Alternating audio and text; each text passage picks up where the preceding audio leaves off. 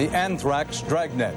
Investigators say they're closing in on the location where 2 anthrax letters may have been mailed. And there are 2 new cases of the disease at a New Jersey post office and at CBS News in New York. U.S. forces say they're hitting their targets in Afghanistan, but can they break up the Taliban?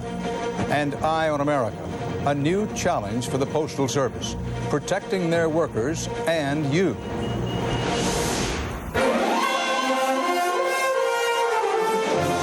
This is the CBS Evening News with Dan Rather reporting from CBS News headquarters in New York.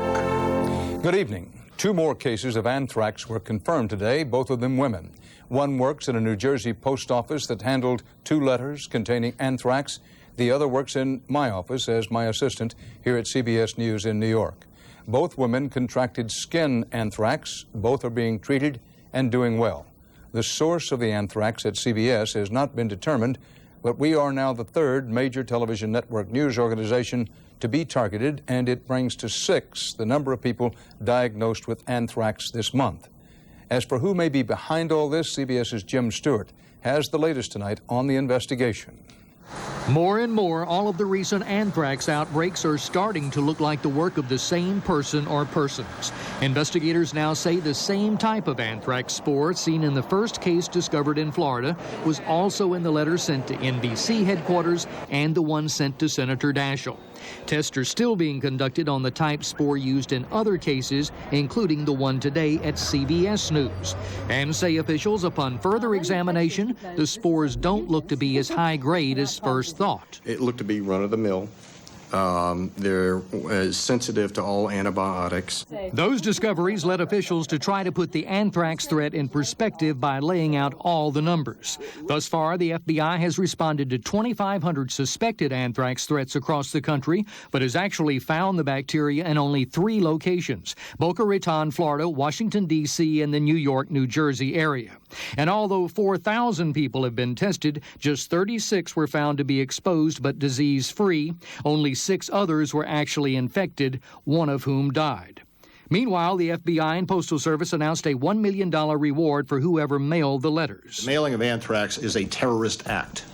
It is a terrorist act. And sources say investigators have narrowed it down to 2 post offices in the Trenton, New Jersey area the letters were mailed from and are fanning out to all the street mailboxes nearby. On the assumption that the suspect may have dosed himself preventively with antibiotics, they're also checking pharmacies in the area for purchases in mid-September. And although they have no definite evidence one way or the other, investigators still can't shake the belief that this may turn out to be a domestic criminal, perhaps acting alone. As one official speculated, think the Unabomber with anthrax. Dan? Jim Stewart reporting live from Washington. As for the newest cases of anthrax, the 2 women diagnosed today, CBS News correspondent Richard Schlesinger has that part of the story for you. This time, the attention focused on a member of the CBS Evening News staff. She was diagnosed with the less serious skin form of the disease and is expected to make a full recovery.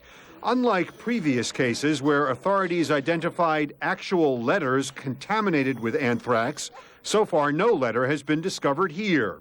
But investigators say this attack probably took place around the time NBC and ABC News were also contaminated. The pattern here appears to be essentially identical to the pattern in the other 2 news organizations, and by all intents and purposes happened sometime in late September.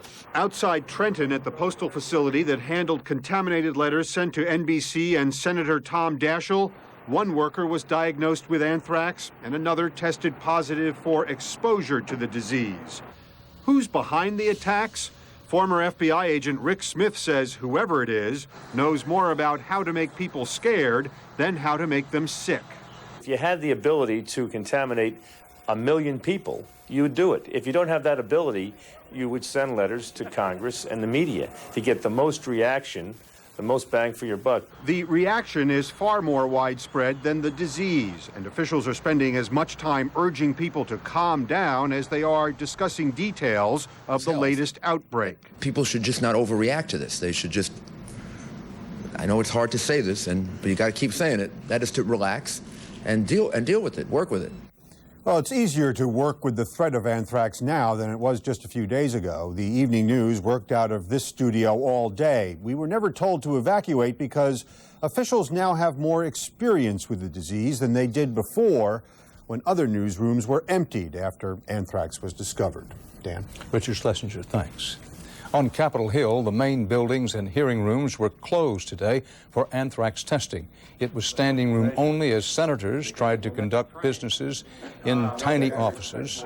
House members adjourned yesterday. They'll be gone for nearly a week. And Minority Leader Dick Gephardt told CBS's Bob Schieffer today it may be a while before any of the members get all the offices reopened.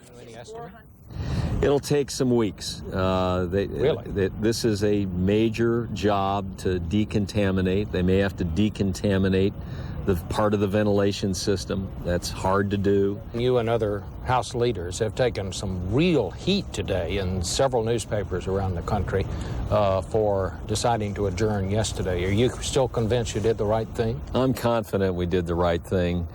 They could have never started these tests if we hadn't gotten the people out of the buildings. Dick Gephardt with Bob Schieffer. Tests on more than 900 Capitol Hill staffers have turned up no new anthrax exposures beyond the 31 Senate employees previously identified as exposed but not infected with the disease. Like Congress, federal health officials have come under some criticism for keeping too low a profile and not doing enough to clear up confusion and keep the public informed. CBS News medical correspondent Elizabeth Caledon reports tonight how public health officials are now moving to address that.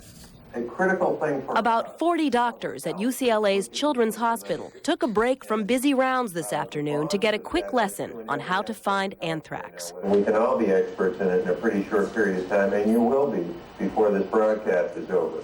These are stressful days for the nation's physicians. They are being interrogated about signs, symptoms, contagion, and treatment of a disease few know anything about. And it's not something we commonly see. It's not something most physicians ever see in a lifetime.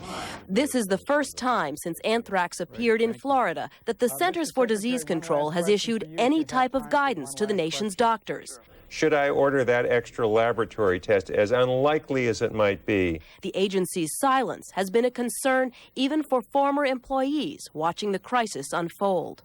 We all are concerned about the lack of certain information that we'd like to have more immediate. Today's unusual video conference is an effort to streamline information and give doctors the right diagnostic tools. You know, you can always say, do it sooner, do it later, but if you're not providing adequate amount of information for people to act on, and your information is preliminary and incomplete, it's a question of what is most useful to people, and we think what we're providing today will be most useful to practicing doctors. The seminar focused on detecting the bacteria and finding early symptoms. Doctors were advised to be suspicious, test for anthrax, and report to public health officials. But it is detectable, diagnosable, treatable, and doesn't spread person to person. The hope is today's video conference will change the sense that the government is not organized and that doctors don't know what to do. More conferences are planned as the medical community's level of experience with anthrax grows. Dan? Elizabeth Caledon, thanks. The new director of Homeland Security, Tom Ridge, said today the government is seeking to acquire 300 million doses of smallpox vaccine. He did not say how long that might take. He did say the Public Health Service would decide the health risks versus the benefits of giving the vaccine. About air travel security, Ridge sided with House Republican leaders who oppose federalizing airport security workers. In Afghanistan today, U.S. jets struck the center of Kabul, while to the south, witnesses report dozens of bombs fell on the Taliban stronghold of Kandahar. And CBS News national security correspondent David Martin reports the U.S. Navy can now put even more firepower in the Afghan skies. The U.S. now has a third carrier, the Theodore Roosevelt, flying strikes against Afghanistan, attacking everything from headquarters buildings to individual tanks. The strikes have now damaged or destroyed virtually every fixed target of military value. But that alone will not break the Taliban. You can find buildings that are used as headquarters or storage areas for artillery and the like. But you cannot really do sufficient damage. The most valuable targets are the leaders of the Taliban and of Osama bin Laden's Al-Qaeda network. And the U.S. is shooting at them every chance it gets. we have seen some movement of what we believe to be the Al-Qaeda forces, and they have been specifically targeted. Rumsfeld says the determination to avoid scenes like these of civilians apparently killed by American bombs makes the terrorist hunt more difficult.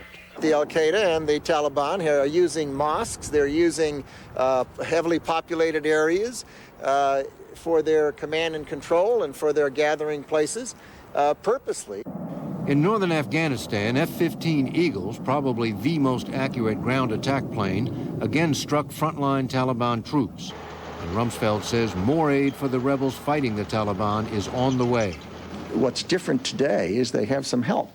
They're going to have some help in food, they're going to have some help in ammunition, they're going to have some help in air support and assistance.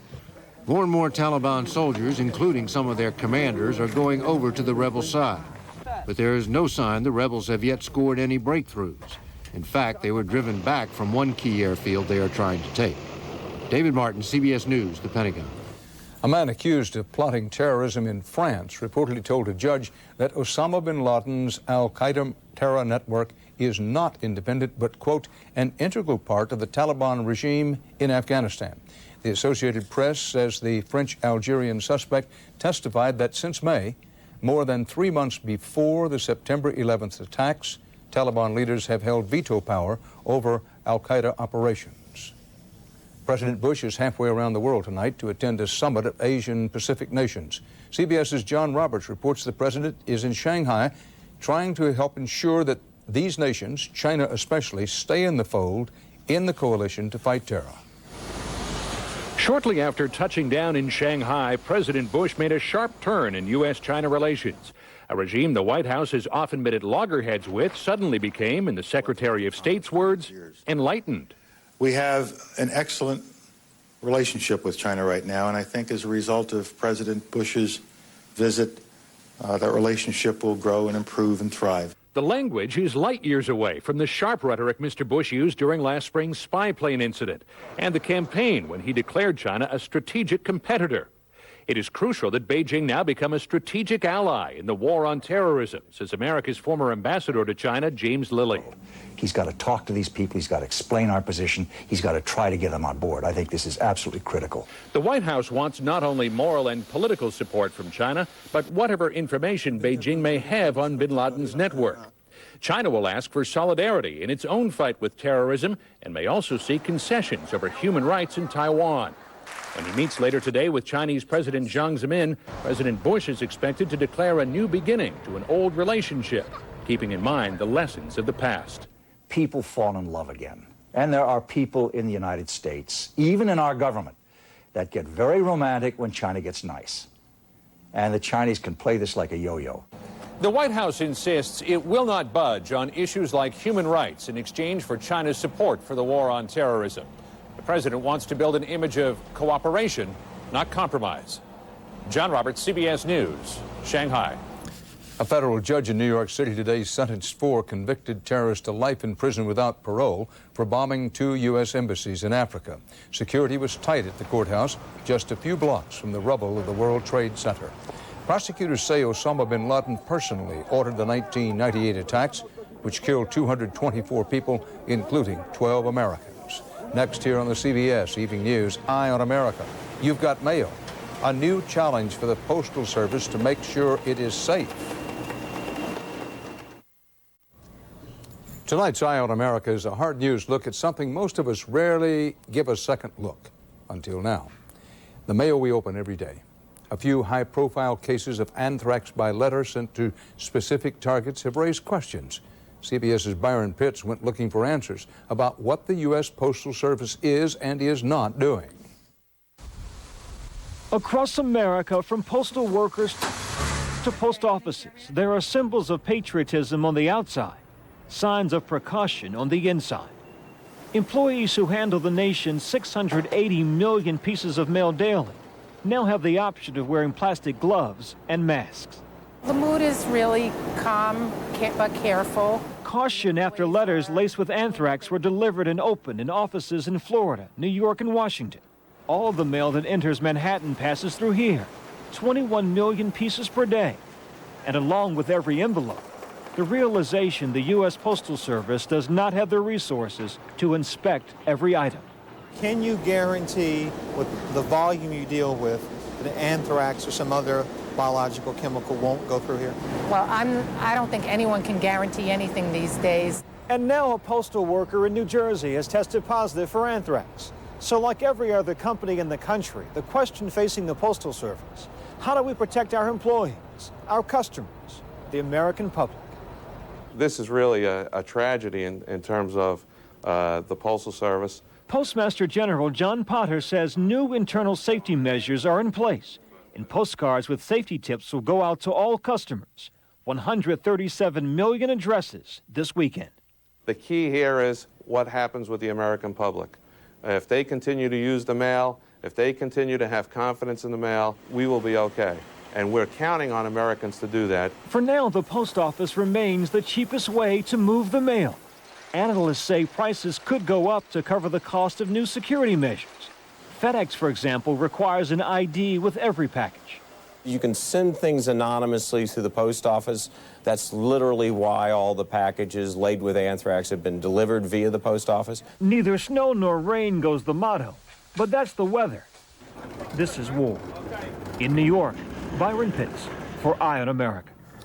On the CBS Market Watch, a federal ban on internet taxes will expire this weekend. A move in Congress to extend the ban died today in a dispute over charging out-of-state sales taxes on internet purchases.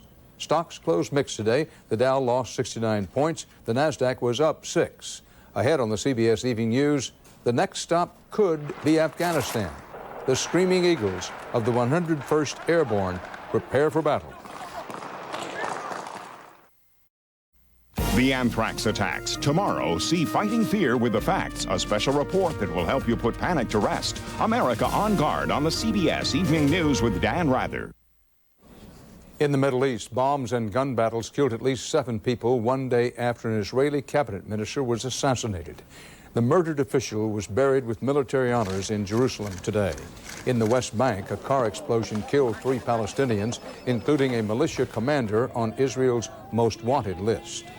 Japan's parliament today authorized the use of defense troops to support the U.S.-led anti-terror campaign in Afghanistan.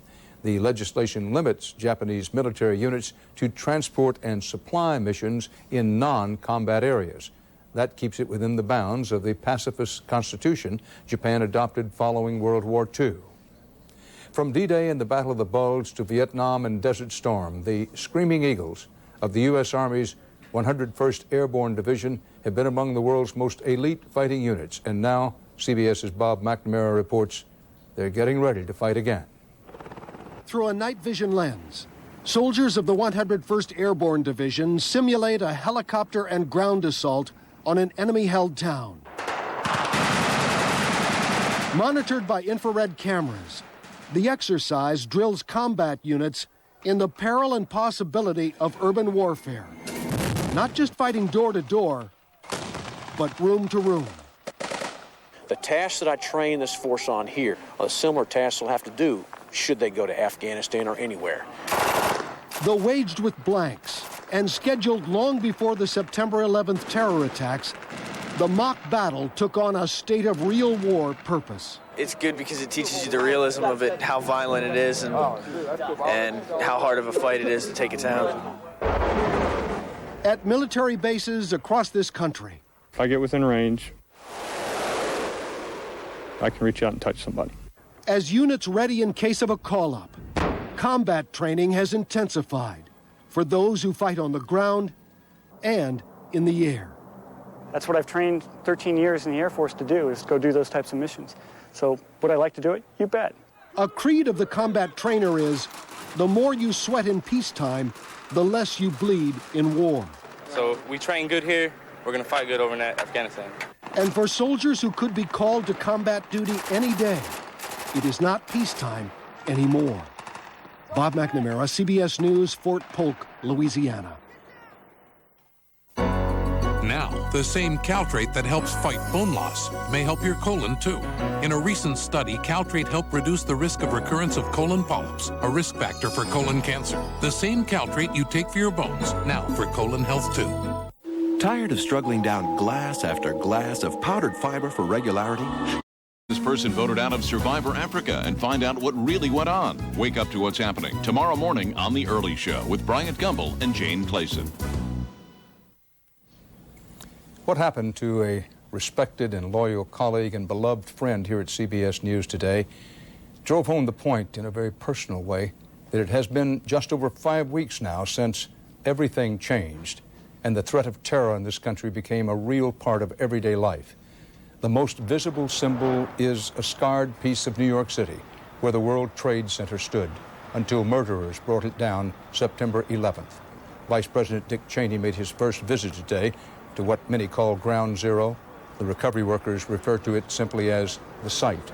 Cheney praised them for the, quote, tremendous job they're doing, a job that goes on round the clock. So far, 458 bodies have been recovered, more than 4,500 still officially listed as missing.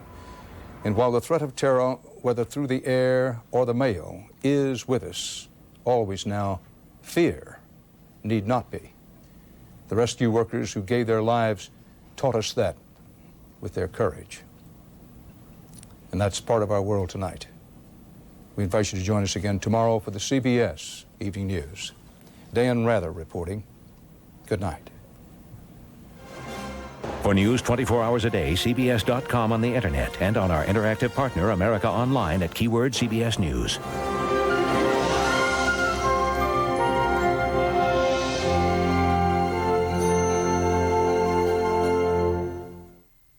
Fighting fear with the facts, the truth about anthrax, tomorrow.